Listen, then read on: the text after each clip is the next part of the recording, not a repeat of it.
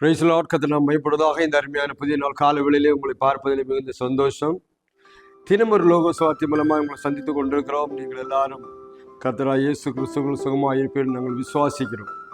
காலையிலே உங்களுக்கு ஒரு லோக சுவார்த்தியை சொல்லி நான் செபிக்க விரும்புகிறேன். அப்போஸ்தலர் நடபடிகள் 18ஆம் அதிகாரம் 9வது வசனம். அப்போஸ்தலர் 18:9 ராத்திரியிலே கர்த்தர் பவுலுக்கு தரிசனமாகி, நீ பயப்படாமல் பேசு, மௌனமாயிராதே என்று சொன்னார். நீ பயப்படாமல் பேசு, மௌனமாயிராதே. பவுலுக்கு தரிசனமானார். ஏனென்றால் பவுலை கர்த்தர் அழைத்து வேறு பிரித்து அவன் கர்த்தருக்கு விரோதமாய் நடந்து கொண்டிருந்த நாட்களிலே, சீசர்களை எல்லாம் துன்புறுத்தின நாட்களிலே ஒரு நாள் கர்த்தர் அவனை சந்தித்து அவனை தம்முடைய ஊழியத்துக்காக தெரிந்து கொண்டார். தெரிந்து கொண்ட பின்பு அவர் ஒவ்வொரு ஊரா போறார். இந்த 18ஆம் அதிகாரத்தில் படிக்கும்போது அவர் அத்தேனே பட்டணத்தை முடிச்சுட்டு கொரிந்து பட்டணத்துக்கு வர்றாரு. கொரிந்து பட்டணத்தில் வந்து எல்லா ஜெப ஆலயங்களிலே அவர் ஆலோசனை பண்ணுறாரு, ஜெபம் பண்ணுறாரு. ஜெபம் பண்ணி யூதர்களுக்கெல்லாம் கர்த்தருடைய வார்த்தையை பற்றி சொல்கிறாரு. அப்படிப்பட்ட நேரத்தில் அநேக பிரச்சனைகள் உருவாகிறது. பாருங்க, இவரே ஒரு பிரச்சனை பண்ண மனுஷன்,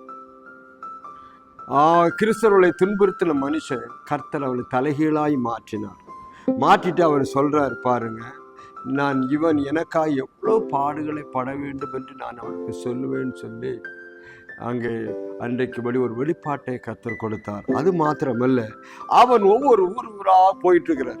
ஊழியத்துக்கு போகும்போதும் ராத்திரியில பவுலுக்கு தரிசனமான, அன்றைக்கு பயங்கரமான பிரச்சனைக்கு முடியல, ராத்திரியில தரிசனமாகி, நீ பயப்படாமல் பேசுப்பா, மௌனமாயிராதே, நீ படுகிற இந்த துன்பத்தை கண்டு அமைதியா மாறிடாது, இனி ஒண்ணுமே பேச. நம்ம எல்லாம் அப்படித்தானே இருப்போம். பிரச்சனை வரும்போது இனிமேல் ஒன்றும் பேசக்கூடாது, அப்படித்தானே இருப்போம். ஆனா ஆண்டவர் சொல்றாரு, நீ இதுவரையிலும் பேசுனதை நீ பேசிக்கிட்டு தான் இருக்கணும். அவன் என்ன பேசினான், யாரை குறித்து பேசினான் என்று நீங்க பார்த்தீங்கன்னா ஆண்டவரை குறித்து தான் பேசியிருக்கான்.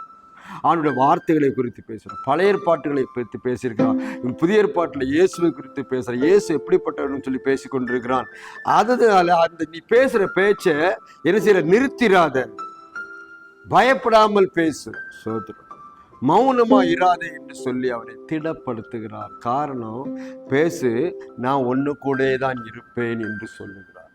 நீ எங்கெல்லாம் பேசுறியோ அங்க நான் வந்துடுவேன். அப்போ இங்கே கர்த்தருடைய ஊழியத்தை செய்கிற பேசுகிற ஒவ்வொருவரோடு கர்த்தர் இருக்கிறார். மத்திய 28:18-19 வசனங்களில் வாசிக்கும் போது அவர் கடைசியாக பரலோகத்துக்கு போறதுக்கு முன்னே சொல்லிட்டு போன ஒரு காரியம், ஒரு கமாண்டை கொடுத்துட்டு போனார். நீங்கள் புறப்பட்டு போய் எல்லாரையும் சீசராக்குங்கள், ஊராய் நாடாய் செல்லுங்கள், அவர்கள் ஞானஸ்தானம் கொடுங்க, நான் உங்களுக்கு சொன்னதெல்லாம் அவங்களுக்கு டீச் பண்ணுங்கன்னு சொல்லிட்டு போனார். சொல்லிட்டு கடைசியில் ஒரு வார்த்தை சொல்கிறாரு, இதோ உலகத்தின் முடிவு பரியந்தமும் சகல நாட்களும் உங்களோடு இருக்கிறேன், அதனால நீங்கள் பயந்துடாதீங்க. நீ தனிமை என்று நினைக்காதே, நான் தனிமையாக இருக்கிறேன், எனக்கு உதவி செய்ய ஆள் இல்லை நினைக்காத, நான் உன்னோடு தான் இருக்கிறேன். நம்மளா கண்ணால் பார்க்க முடியாதனால கர்த்தர் நம்மோடு இருக்காரா இல்லையான்னு சொல்லி தான் நம்ம அநேக நேரத்தில் கொஸ்டின் எழுதிட்டு இருக்கோம். ஆனால் அவர் உங்களோடு இருக்கிறார் என்பதை நீங்கள் நம்பித்தான் ஆக வேண்டும். சோதரம், நம்ம சுற்றி தூதர்கள் இருக்கிறார் என்பதை நம்பிதான் ஆக வேண்டும். பாருங்க, கண்களை திறக்கும் போது பாருங்க, ஆண்டவர் சில சமயத்தில் நம்ம கண்ணை திறக்கும் போது தான் தெரியும், அதுவரை தெரியாது. ஏதோ நம்ம காட்டில் விட்டது போல இருக்கு. பாருங்க, இந்த பவுலுக்கு அந்த மாதிரி சூழ்நிலைகள், அடிகள், உதைகள், பயங்கரமான உபத்திரங்கள்லாம் வந்த பொழுது அவன் மௌனமா இருந்துவிடக் கூடாது என்று கர்த்தர் விரும்பினார். இன்றைக்கு உங்களுக்கு வருகிற பிரச்சனைகள், நீங்கள் கர்த்தருடைய நாமத்தை பின்பற்றினால் வருகிற பிரச்சனையை எண்ணி நீங்கள் மௌனமா இருக்காதீர்கள். இந்த நாளிலே ஆண்டவருக்காக பேச ஆரம்பியுங்கள், ஆண்டவருக்காக ஊழியத்தை செய்ய ஆரம்பியுங்கள், கர்த்தர் உங்களை அழைத்த அழைப்பை உறுதிப்படுத்த ஆரம்பியுங்கள். எதற்கு அழைத்தார் அதற்கு ஒப்பு கொடுங்க. ஏன்னா அவர் என்ன செய்ய மாட்டாரு, உங்களை விட்டு போக மாட்டார். அதனால நீ மௌனமா இருக்காதே. சண்டை போடுறதுக்கு மௌனமாயிரு, மற்றவங்களை பத்தி பேசுறதுக்கு மௌனமாயிரு, ஆனா கர்த்தரை பற்றி பேசுறதுக்கு நீ மௌனமாயிராதே. பயப்படாமல் பேசு, மௌனமாயிராது. இந்த காலவெளியில கர்த்தர் உங்களை பார்த்து அதான் சொல்லி கொண்டிருக்கிறார்.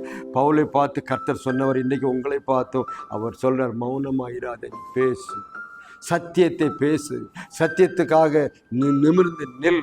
சோதரன், அந்த நாட்களிலே ஆண்டவருக்காக ஓடினவர்கள், அன்றைக்கு சபையை கட்டினவர்கள், அன்றைக்கு வசனத்தை சொன்னதுனாலதான் இன்றைக்கு நாம ரீச் ஆயிருக்கோம். இன்றைக்கு நமக்கு இந்த வசனம் எப்படி வந்தது தெரியுமா? அன்றைக்கு ஒரு சீசன் இருந்தான். அந்த சீசன் யாரு? தோமா.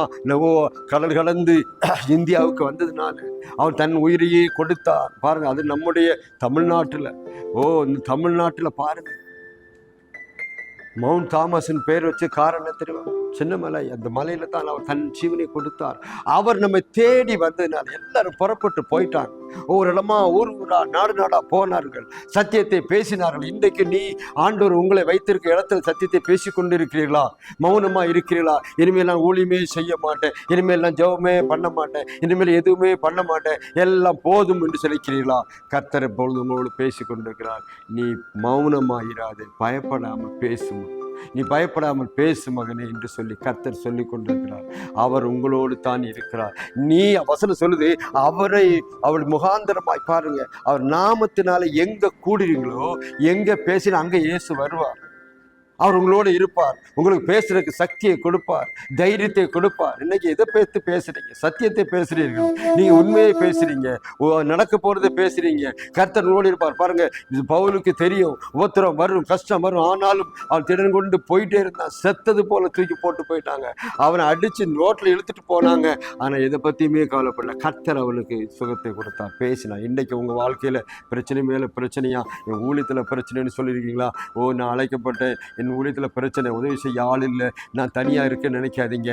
நீ கர்த்தருடைய வார்த்தை மட்டும் பேசு. கர்த்தர் உன்னோடு இருந்து உன் ஊழியத்தை கட்டி எழுப்புவார், உன் குடும்பத்தை கட்டி எழுப்புவார், உன் பிள்ளைகளை கட்டி எழுப்புவார் என்று சொல்லி இந்த காலைவெளியிலே சொல்லுகிறார். நீ மௌனமா இராதே, நீ அப்படியே அமைதியா போகாதே, பேசு. கர்த்தருடைய வார்த்தையை பேசு, கர்த்தருடைய வசனத்தை பேசு. பாருங்க, நான் உன்னுடைய கூட இருக்கிறேன். ஒருவனும் உனக்கு விரோதமா வரமாட்டான், ஒருவனும் பேச மாட்டான். அப்படி பேசுற நான் பார்த்துக்கிறேன், நீ பேசுன்னு சொன்னார். இந்த கருமையான காலைவெளியில கர்த்தருக்காக நீங்க செய்ய ஒப்புக்கொள்ளுங்க. இந்த வாரத்தின் கடைசி நாளில் ஒரு முடிவு எடுங்க. கர்த்தர் உங்களையும் குடும்பத்தையும் உன் ஊழியத்தையும் உன்னுடைய பிசினஸையும் காரியங்களையும் குடும்பம் எல்லாத்தையும் கர்த்தர் ஆசீர்வதிக்க வருகிறார். யாரெல்லாம் கர்த்தருடைய வேலையை செய்கிறாங்களோ, யாரெல்லாம் கர்த்தருடைய வார்த்தையை உச்சரிக்கிறாங்களோ, அவங்க வாழ்க்கையை கர்த்தர் உயர்த்தி கொண்டே போவார். சோத்திரம். இந்த நாட்களே நாம் ஏன் கஷ்டப்பட்டு கொண்டிருக்கிறோம்? கர்த்தருக்காக என்ன செய்திருக்கிறோமா? இந்த சவுலை பவுலாக்கி உலகமெல்லாம் சுத்த வச்சவர் இன்றைக்கு உங்களை பார்த்து சொல்றார். இந்த காலையில் ஒப்பு கொடுப்பீங்களா? கர்த்தர் உங்களையும் குடும்பத்தையும் இந்த காலையில் ஆசீர்வதிப்பார். பயப்படாதே, பேசு. கர்த்தர் இருக்கிறார். நான் உனக்கு ஆட்சேபிக்கிறேன். பரலோகத்தின் பிதாவே, இயேசுவின் நாமத்தினாலே இந்த அருமையான காலை வேளையிலே ஆண்டவரே, பயப்படாதே, நீ பேசு, மௌனமா இராதே என்று சொன்ன வார்த்தையை நாங்கள் நினைத்து பார்க்கிறோம். உங்களுடைய வார்த்தையை எங்கள் பேசும்படி எங்களுக்கு ஜீவனையும் தைரியத்தையும் பலத்தையும் கொடுங்க. உன் முடிவு பெருந்து உங்களோடு இருப்பேன்னு சொன்ன வார்த்தையை நாங்கள் நம்பி விசுவாசித்து இறங்குகிறோம். ஆண்டவரே, இந்த வார்த்தையை கேட்டு உமக்காக மறுபடியும் ஓட நினைக்கிற ஒவ்வொருவரையும் கர்த்தர் ஆசீர்வதியும், கூட இரும், தேவைகளை சந்தியும், குறை நிர்வாக்கும், அற்புதம் செய்யும். இந்த கால வேளையிலே எல்லாருடைய குடும்பங்களிலும் ஒரு சந்தோஷம், மகிழ்ச்சி, நிம்மதி உண்டாகும்படி உதவி செய்யும். கஷ்டங்கள் எல்லாம் மாற்றிப்போம். தாழ்த்து கரங்களை ஒப்பு கொடுக்கும். இயேசு நாம் ஜெபிக்கிறோம். கர்த்தாவே உங்களை ஆசீர்வதிப்பாராக. இந்த வார்த்தையை நம்புங்க, பயப்படாமல் பேசு, மௌனமாக. கர்த்தர் அவளை பார்த்து சொன்னது உங்களை பார்த்து சொல்றாரு. ஒப்பு கொடுங்க. கர்த்தர் உங்களை ஆசீர்வதிப்பார். இன்னொரு லோக சுவாத்திலும் சந்திக்கு வரையிலும் கர்த்தர் எல்லாரையும் ஆசீர்வதிப்பாராக.